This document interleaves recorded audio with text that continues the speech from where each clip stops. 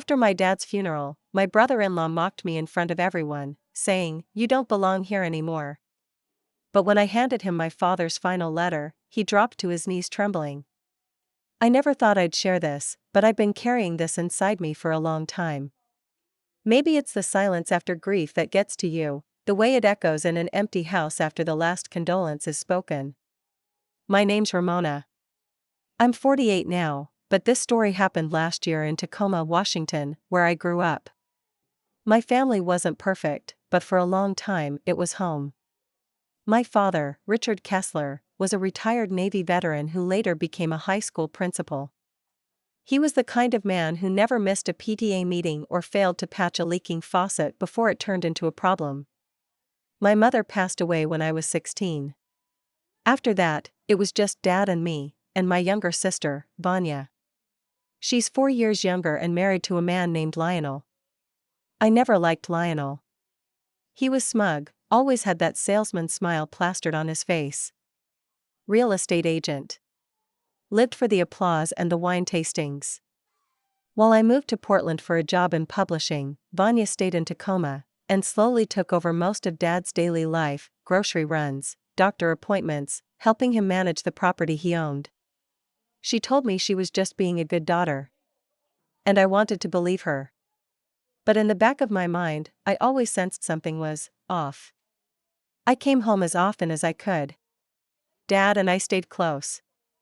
But over the years, things began to shift. Vanya started keeping me out of decisions. Whenever I called, Dad would say things like, "Ask Vanya, she's handling it," or "I don't want to get in the middle." That middle widened until I felt like I wasn't standing on any part of the ground at all. Dad's health declined quickly after a stroke in early winter. I took leave and came home. I wasn't even told he had gone into the hospital until 3 days after. Vanya's excuse was, "I didn't want to worry you." When I arrived, Lionel was already sitting at the head of the table like he belonged there. He offered me that smarmy grin and a limp hug.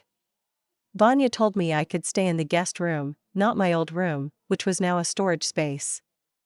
Dad was too weak to speak most of the time, but he squeezed my hand when I sat with him. He passed away a week later. Peacefully, the doctor said. But nothing about it felt peaceful. The funeral was held in a small, ivy-covered church just off South G Street. A quiet ceremony, no frills. Vanya and Lionel handled the arrangements. I gave a short eulogy. I tried to capture the man Dad was, the nights he stayed up with us during thunderstorms, the way he danced with a mop when cleaning the kitchen floor, his crooked grin. Afterwards, people gathered at Dad's house, which, apparently, was now Vanya and Lionel's house. At least that's how Lionel put it. "You know, Ramona," Lionel said loudly, raising a glass of Chardonnay in front of everyone, "it's brave of you to show up. Considering you don't really belong here anymore." He laughed. A few uncomfortable chuckles followed. Most people looked down. I stood still. "What the heck does that mean?" I asked. Vanya pulled me aside. "He didn't mean it that way." "He said it in front of 20 people, I snapped. Lionel came back, less amused now. "You lived away for 2 decades. Vanya has been here.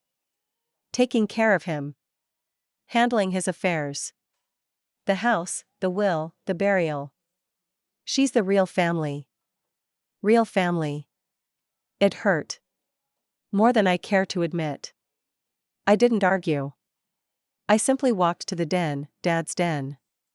I opened the bottom drawer of his old filing cabinet, where I knew he kept things he didn't want anyone to see. And there it was, a sealed envelope with my name on it. Dated just 2 weeks before his death. I walked back into the living room.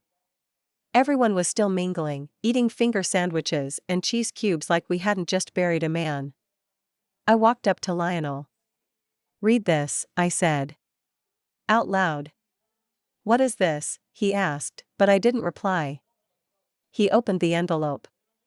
The letter inside was handwritten, and immediately I saw his face blanch.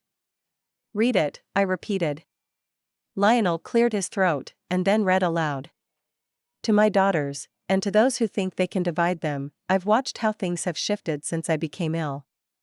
I've seen how decisions were made behind closed doors, and how my eldest daughter, Ramona, was pushed out from a home that is just as much hers as anyone's. Let it be known, the house on Elm Street does not belong to Vanya.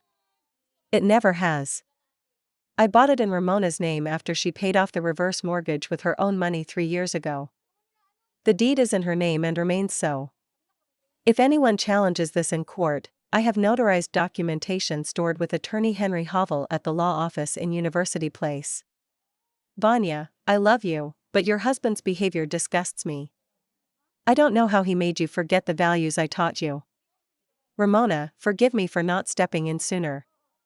Dad, the room was so quiet you could hear the kitchen clock ticking. Lionel dropped the letter. It fluttered to the floor like a leaf. His face turned gray. He stumbled back, then dropped to his knees right there between the coffee table and the fireplace. He didn't speak. Just sat there trembling. The aftermath was a mess. Vanya cried. I believed her tears were real, but they were tangled in guilt and shame. She begged me not to take the house. I told her I hadn't even decided what to do yet. But Lionel? He packed a bag and left within the week. Vanya filed for separation a month later. Apparently, this wasn't the first time Lionel had overstepped or manipulated someone close to her. It was just the first time someone had proof. The documents at Attorney Hovel's office confirmed everything. The house was mine. I didn't gloat. I didn't kick Vanya out. Instead, I offered her to stay, rent-free, for 6 months until she could figure things out. We were sisters, after all. It's been a year. Vanya moved into an apartment near Point Defiance. We talk more now. Not every day, but more honestly. She's in therapy. I think she's realizing how much she let Lionel take control, not just of her life, but of her family. As for me, I renovated the old house. Kept Dad's den the way it was. Sometimes I sit in there with a cup of tea and read his old journals. He wrote about me more than I ever knew. He never said he loved me often, but he wrote it. And that's enough. Family isn't just blood. It's loyalty. It's memory. It's standing up when someone says, you don't belong here, and proving, without a doubt, that you always did. It started with a clink of glasses, too much laughter, and a sense of discomfort that wrapped around me like a damp blanket. We were standing in the living room of the house I'd grown up in, only it didn't feel like mine anymore. My father had been buried that morning, and my sister Vanya and her husband Lionel had taken over hosting the post-funeral gathering. It was surreal. Just hours after we lowered my father's casket into the earth at Calvary Cemetery, people were nibbling crackers, sipping wine, and treating the place like it was their Airbnb for the weekend. I hadn't even taken off my black coat yet when Lionel raised a glass and looked right at me across the room. You know, he said with a chuckle, it's kinda brave of Ramona to show up. I mean, you don't really belong here anymore, do you? That moment is burned into my brain. I can still hear the silence that followed, that awkward half-laugh from one of Lionel's work friends, and the way Vanya just looked down at her shoes. No one stood up for me. No one said a word. They just let it hang in the air like some bitter joke everyone was too polite, or too complicit, to challenge. What most of them didn't know, and what Lionel definitely didn't know, was that Dad had left me something. Not money, not trinkets. A letter. A truth. And when I handed it to Lionel in front of that same group, he went ghost white, read the first few lines, and dropped to his knees like someone had taken the floor out from under him. But I'm getting ahead of myself. Let me go back and explain what led to that moment, because this didn't happen overnight. It built up over years, quietly, painfully, and far away from where anyone could see. My name is Ramona, and I'm 48. I've lived in Portland, Oregon, for most of my adult life. I work in publishing, freelance mostly, editing for university presses and niche magazines. I never married, never had kids. That's a sore spot in the family, though no one says it out loud. Not like Vanya, my younger sister, who followed the expected path, married by 26, kid by 28 though they lost the baby, homeowner by 30, and the image of dutiful daughter ever since. After mom died of pancreatic cancer when I was 16, it was just the three of us. Dad held the house together the best he could. He was a strict man, but fair. Navy through and through. Taught us how to iron properly, rotate car tires, and file taxes.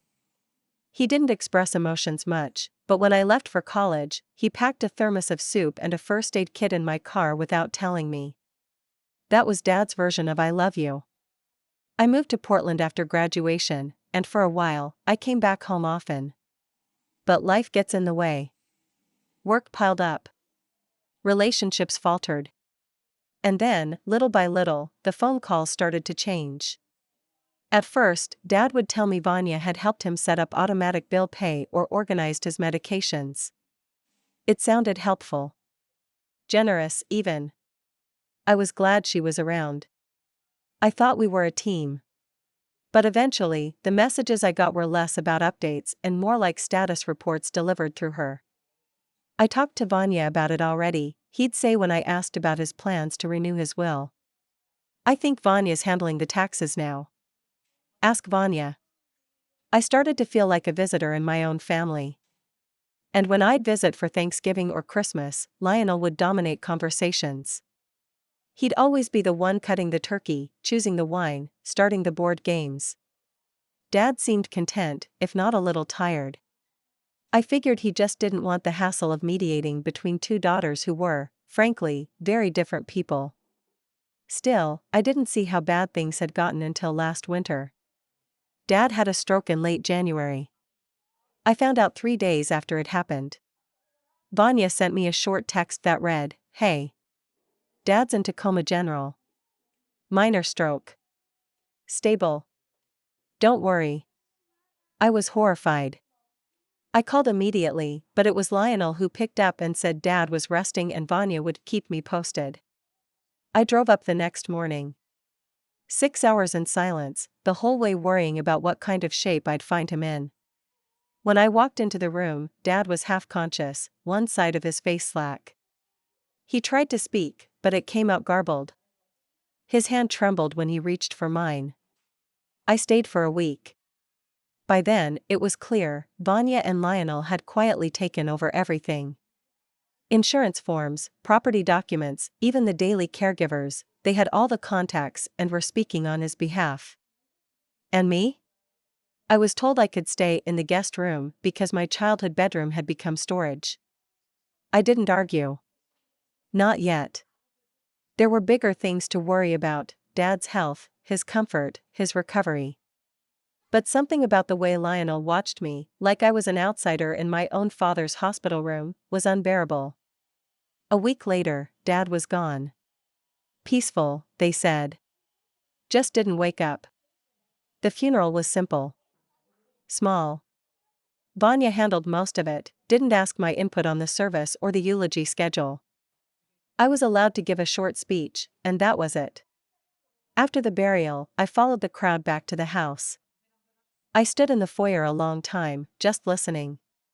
I remember thinking, my dad is dead, and someone's playing jazz in his kitchen. That's when Lionel made his little announcement about how I didn't belong. And that's when everything changed. I didn't respond to Lionel right away. Honestly, I think I was too stunned to process what had just happened. The worst part wasn't even the words, it was the way everyone in the room reacted. Some people glanced away like they hadn't heard it. Others gave these tight-lipped smiles, like maybe Lionel had just made a dark joke. No one said anything. No one defended me. I stood there, holding a small plate of half-eaten fruit and crackers, my mouth dry and my ears ringing. I stared at Lionel, not blinking, just absorbing every smug line on his face. He didn't look like someone who had said something regrettable, he looked satisfied. Like he had won. And then I realized, this wasn't spontaneous. This wasn't a bad joke or a wine-fueled slip. This had been building for years, hadn't it? Vanya walked over to me a few minutes later while I was standing alone in the corner of the living room. near the old bookshelf where Dad used to keep his collection of naval history books. "Don't take it personally," she said under her breath. "He's had a lot to drink." I looked at her and asked, "Do you think I don't belong here?" She blinked, hesitated. "That's not what he meant." "That's not an answer." She sighed and rubbed her temples. "Ramona, come on. You've been gone for so long. You don't understand what we've been through with Dad these last few years. It's been constant. Doctor appointments, finances, the plumbing issues." "Stop," I cut in. "I get it. You were here. I wasn't. You think that means you earned something." Vanya's lips pressed into a thin line. She didn't respond. That was when I excused myself and quietly slipped into Dad's study. It hadn't changed much over the years. The same old walnut desk, the armchair he refused to get rid of even after the springs had given out, and the corkboard filled with yellowing photographs from his Navy days. I remembered something. Years ago, Dad told me he always kept his private paperwork in the filing cabinet under the desk. Bottom drawer, far back, taped under the lining if it was really important. I got on my knees and pulled the drawer open. There it was. A white envelope, sealed, my name written on the front in his unmistakable, all-caps handwriting. The ink looked fresh, but the paper was worn around the corners like he had been holding onto it for a while. The date in the corner, March 3rd. Just 2 weeks before he died. My hand shook as I opened it. It wasn't long, but every line felt like a thunderclap. Dad had written to me. Only to me. He explained that he had seen what was happening, how Vanya and Lionel had slowly taken over. He said he didn't have the energy to fight anymore, especially after the stroke, but he wasn't blind. He knew they were isolating him from me. And he wasn't okay with it. Then came the real shock. "The house is yours, Ramona. You paid off the reverse mortgage 2 years ago when you wired me that $42,000. I had the deed changed. You told me to keep it quiet, and I did. But I need you to know, it's your home now." I'd almost forgotten that moment. Dad had gotten himself into a bad financial situation, and I'd quietly helped him without making a big deal of it. He was too proud to ask, so I framed it like a gift. No strings. But he had gone and made it official. There will be a copy of the title transfer and deed with Henry Hovel. He's still practicing out of University Place. If there are any issues, he'll handle it. I trust you. I always have. My stomach dropped. The house I was standing in, the one where Lionel had just told me I didn't belong, was legally mine. I sat there for a few more minutes, stunned. Not because I wanted the house, but because of what it represented. Dad saw me. He remembered. He wasn't swayed by proximity or convenience. He knew who had stood by him even from miles away. The noise in the house got louder.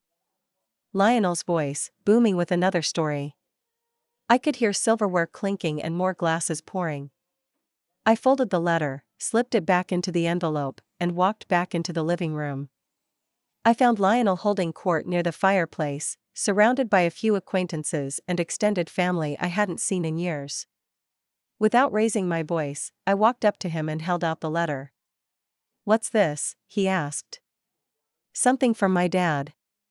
He wanted me to have it. I think you should read it." Out loud. Vanya moved in fast. "Ramona, don't make a scene." "No," I said, turning to her. "Let's not pretend anymore. Go ahead, Lionel." He hesitated, then, seeing the envelope addressed to me in Dad's handwriting, opened it. He scanned the first few lines, and I saw it, the moment his posture changed. His mouth parted slightly. He started to sweat. His jaw clenched. Then he read more. His eyes moved faster, panicked. He didn't read it aloud. Instead, he dropped it. Literally dropped it. The letter floated down to the floor, right at his feet. And then Lionel, loud, smug, always in control Lionel, collapsed to his knees. He didn't speak. His lips moved like he wanted to say something, but no words came out. He just stared at the carpet like he was seeing something only he could see. Vanya knelt next to him, grabbing the letter, reading over his shoulder, and her hands went to her mouth in disbelief. No one else in the room knew what was happening, but everyone felt it. The air changed. Conversation stopped. All eyes turned toward us. I didn't say another word. I just walked out of the room, up the stairs, and into my old bedroom, the one they had converted into storage. It smelled faintly of cedar and dust. There was still a corner of my old quilt stuffed behind a box. I sat down and breathed for the first time all day. That was the beginning of everything unraveling. And it wasn't even the hardest part. I stayed in my old room, door shut, for a long time after that moment. I heard the shuffling, the muffled voices, the awkward silences downstairs. Lionel didn't try to come after me, and Vanya didn't knock. Eventually, the guests began to leave, one by one, their voices fading like a tide pulling away from shore. When I came back down, the house was nearly empty. Plates stacked high on the counter. Wine glasses half full. Lionel was sitting alone on the couch, pale and silent, like someone who'd just learned the verdict of a very long trial, and lost. Vanya stood in the kitchen, arms crossed tightly, the letter clutched in her hand like it might disappear if she let go. "I don't understand," she said to me. "He never told me." "That was the point," I replied. She opened her mouth to argue, but nothing came out. Just silence. For once, she didn't defend Lionel. She didn't deflect. She just stood there, absorbing it. I walked past them, over to the side table near Dad's old recliner. That's where he kept the deed folder. I pulled it out, flipped to the page with the updated title, and showed it to her. My name. No joint ownership. No mention of her. No Lionel. "I never wanted this to be a fight," I said quietly. "I just wanted to be included. But since you both made sure I wasn't, I'm going to ask you now, how do you want to do this?" She stared at me, her face falling further than I'd ever seen it. The next few days were a haze of half-conversations and paperwork. I met with Henry Hovel, Dad's attorney, just to make sure everything was airtight. It was. Dad had done everything legally, thoroughly, and without loopholes. The house was mine, and Lionel had no standing. Vanya had none either, even as next of kin, because the transfer had happened before Dad's death. Henry handed me a second envelope. "Your father asked me to give this to you after the funeral." It was another letter. This one was shorter. "Ramona, if you're reading this, it means the house is officially yours, and you've likely had to stand your ground. I'm sorry I couldn't stop what happened between you and your sister, but I hope that someday you'll both find your way back to each other. You have always been the steady one, even when you doubted it. Take care of this house. You know what it meant to your mother. And to me." Dad, I cried when I read that one. Not because of the house. Not because of the victory. But because, for the first time, I realized just how deeply he'd seen me, even when we barely spoke in the last few months. I gave Vanya 60 days. I drafted a rental agreement she could sign if she needed more time. Rent-free. No back payments. Just enough time to figure things out. She moved out in 45. Lionel left the same week the letter dropped, moved into some condo near the water. Word got around that his reputation was taking a hit. A few of his clients pulled out of real estate deals once they got wind of what happened. I never had to say a word publicly. Tacoma is a small town in all the ways that matter. I didn't seek revenge in the petty sense. No keying cars. No lawsuits. I didn't scream or cut people out with fury. I simply let the truth speak, in my father's words and in the legal documents they never thought existed. That was enough. A few months later, Vanya reached out. Quietly. She asked if I wanted to meet for coffee. She looked different, less put together, but more real. Her hair tied back, no lipstick, no show. We sat in silence for a long time before she spoke. You have every right to hate me, she said. I don't, I replied. But I won't pretend nothing happened. She nodded, eyes wet. He manipulated me. I didn't see it until that moment. I let him control things. I thought taking over everything made me important. You already were, I said. It wasn't forgiveness. Not right away. But it was a start. Now, almost a year later, the house is still mine. I didn't sell it. I renovated the kitchen, kept Dad's study exactly the same, and planted new roses in Mom's old garden patch. I work from the upstairs sunroom now, where the light hits just right in the morning. Sometimes, I sit on the back porch with coffee and think about how quiet it all is now. Peaceful. No one shouting. No one cutting me out of decisions. I belong here. I always did. That, more than anything else, is the most satisfying revenge I could have asked for. Living well. And finally, living without apology.